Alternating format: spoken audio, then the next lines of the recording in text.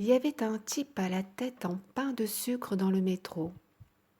Une tête en pain de sucre moulée dans un bonnet kaki.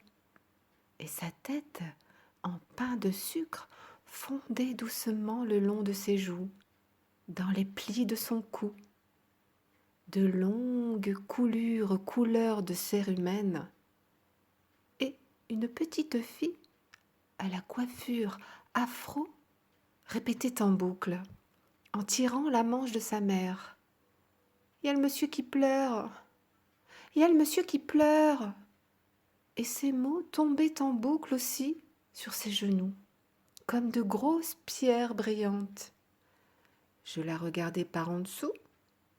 J'avais peur que ce soit la fille du comte et que les pierres se transforment soudain hors de sa bouche en d'affreux serpents siffleurs, tout gluants, tout visqueux, et qu'ils se faufilent partout, par tous les trous.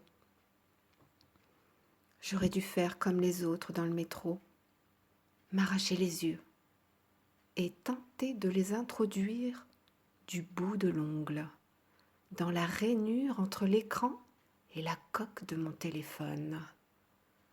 Seulement voilà, je me doutais bien, en regardant tous ces trous noirs à la place des yeux qui tournoyaient comme des planètes mortes au fond de l'espace, qu'il m'aurait été bien difficile de planquer quoi que ce soit dans le répertoire de mon téléphone, et qu'une fois mes yeux arrachés, ils se faufileraient, tout gluant, tout visqueux, loin du reste de mon corps, qui pirouetterait comme un poulet sans tête entre ici et nulle part. Alors, je regardais. La petite fille à la coiffure afro qui regardait, le type à la tête en pain de sucre qui regardait, essayer de toutes nos forces de soustraire nos 6 yeux à l'appel des trous noirs. Elle, avec ses mots comme des pierres précieuses. Moi, avec mes yeux tout gluants, tout visqueux dans mes orbites.